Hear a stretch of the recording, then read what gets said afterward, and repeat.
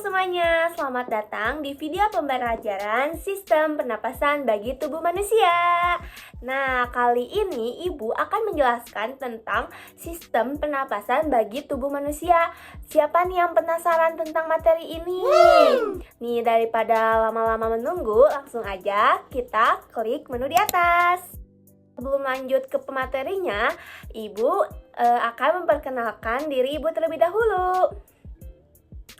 Perkenalkan, nama Ibu Lina Suara Setiawan dengan NPM 2450400041 dari Pendidikan Biologi. Nah, di sini Ibu yang akan menjelaskan bagaimana sistem pernapasan bagi tubuh manusia ini. Oke, sebelum masuk ke pembelajarannya, yuk kita diskusi terlebih dahulu. Nih, ada pertanyaan, mengapa seseorang akan merasakan sesak napas setelah berlari atau melakukan aktivitas berat?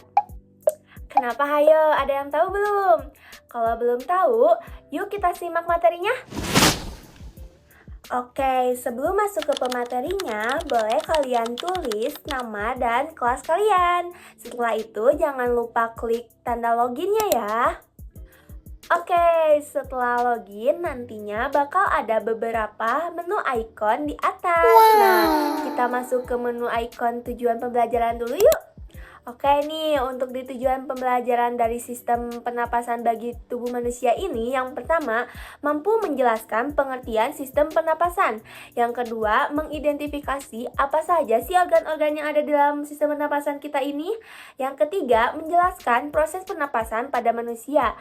Dan yang terakhir, mengetahui gangguan-gangguan pada sistem pernapasan. Nah, dari tujuan pembelajaran ini, pasti kalian tertarik dong dengan materi sistem pernapasan. Yuk kita intip materinya. Oke, setelah kalian mengetahui tujuan pembelajaran sistem pernapasan bagi tubuh manusia, sebelum kita masuk ke pematerinya, Ibu punya satu video nih yang harus kalian simak. Yuk kita simak dulu videonya.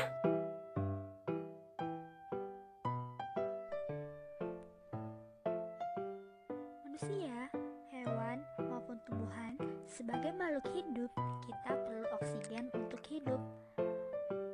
Waktu bernapas, kita memiliki organ-organ yang bekerja sama dan membentuk sistem organ yang bekerja untuk mengatur oksigen yang ada di lingkungan sampai pada akhirnya tiba di setiap sel yang membutuhkan. Oksigen ini tidak tersedia di dalam tubuh makhluk hidup. Kita mendapatkan oksigen dari lingkungan kita. Bernapas artinya kegiatan menghirup atau memasukkan oksigen dan menghembuskan atau mengeluarkan karbon dioksida dan uap air melalui alat pernapasan kita. Apakah kamu tahu apa saja organ-organ yang bekerja sama itu? Mari kita selidiki bersama-sama.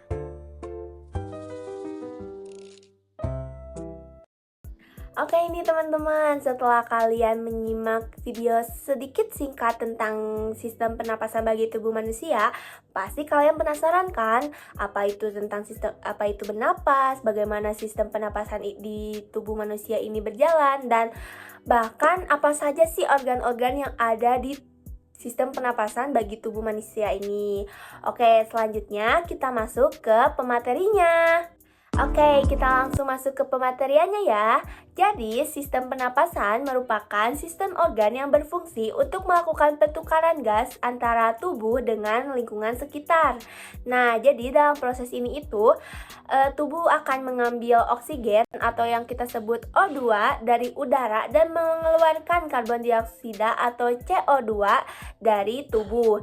Nah, oksigen diperlukan oleh sel-sel untuk menghasilkan energi melalui proses respirasi seluler. Nah, nantinya energi tersebut ini akan digunakan untuk melakukan berbagai aktivitas nih, seperti kita mau bergerak, kita mau belajar, atau berpikir, bahkan kita mau bekerja. Nah, sedangkan karbon dioksida yang dihasilkan tubuh ini benar-benar harus dikeluarkan. Karena jika karbon dioksida menumpuk dalam tubuh kita, itu juga dapat mengganggu kesehatan tubuh. Oke, selanjutnya ada beberapa organ pernapasan. Yang pertama dimulai dari hidung, faring, laring, trakea, bronkus, bronkiolus, alveolus, hingga ke paru-paru bahkan ke diafragma. Nah, yuk kita langsung simak apa aja itu organ pernapasan dan bagaimana fungsinya. Oke nih, yang pertama ada hidung.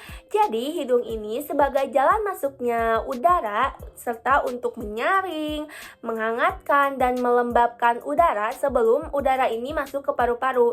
Jadi udara ini akan dibersihkan di hidung. Nah, setelah masuk ke hidung, lalu udara akan masuk ke organ yang kedua, yaitu faring.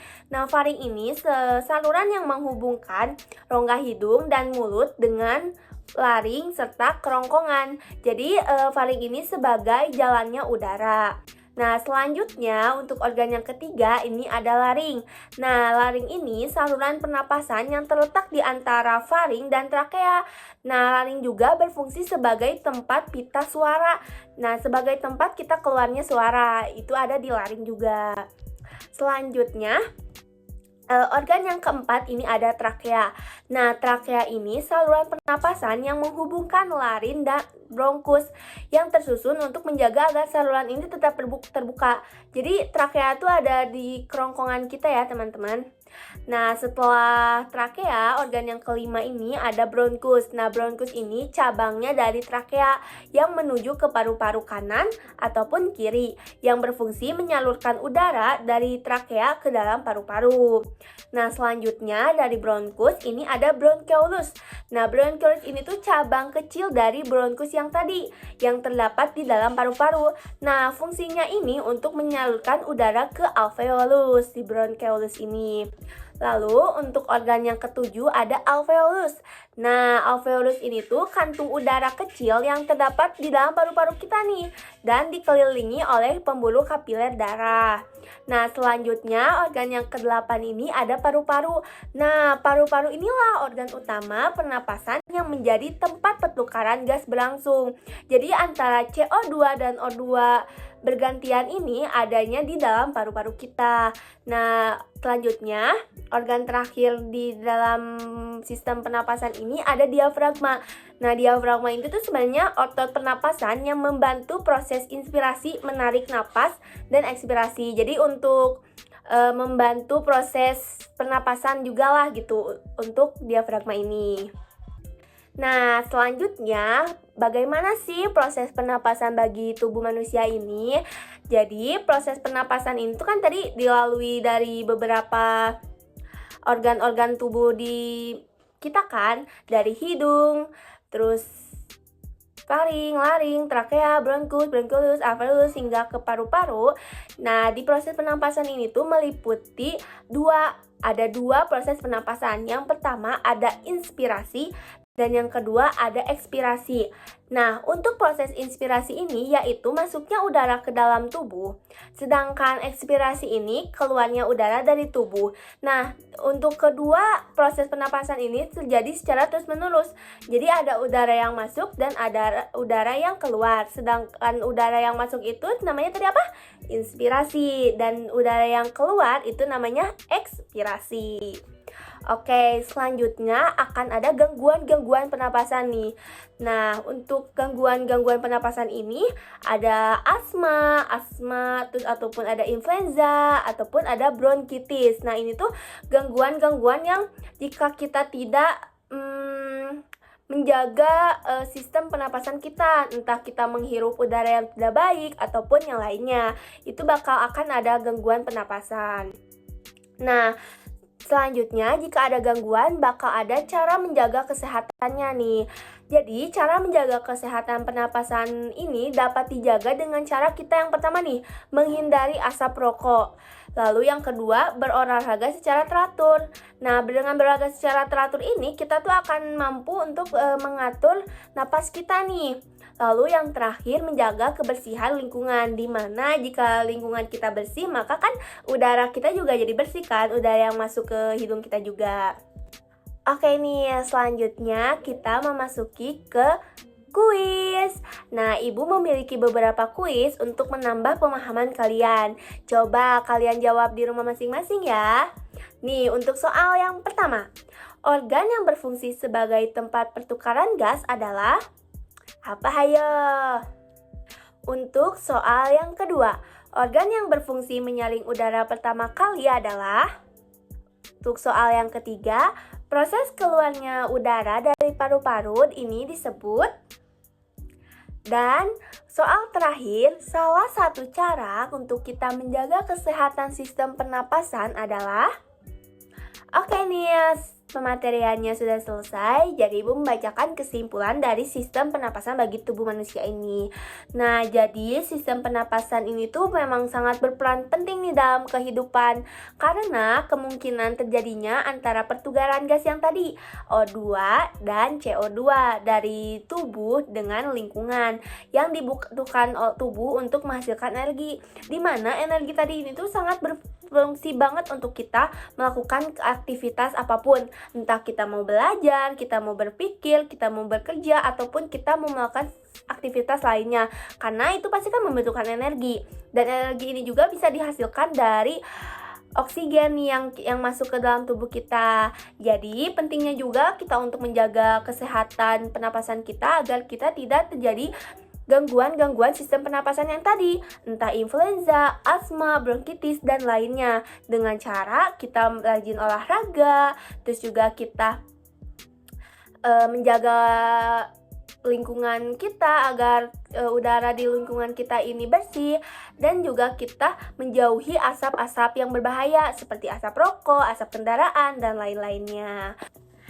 Nah, sekarang kita sudah mengetahui bahwa saat berlari atau melakukan aktivitas berat, tubuh akan memerlukan lebih banyak oksigen untuk menghasilkan energi. Nah, oleh karena itu, laju pernapasan akan meningkat sehingga kita merasa napas menjadi lebih cepat atau sesak. Hal ini merupakan respon normal tubuh untuk memenuhi kebutuhan energi dan menjaga fungsi organ tetap berjalan dengan baik. Semoga materi yang telah kita pelajari hari ini dapat menambah pemahaman kita tentang sistem pernapasan bagi tubuh manusia dan kaitannya dengan aktivitas sehari-hari ya. Teruslah semangat belajar dan jangan lupa untuk menjaga kesehatan dengan berolahraga secara teratur.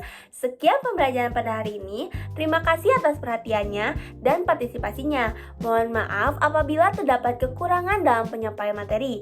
Wassalamualaikum warahmatullahi wabarakatuh. Bye-bye.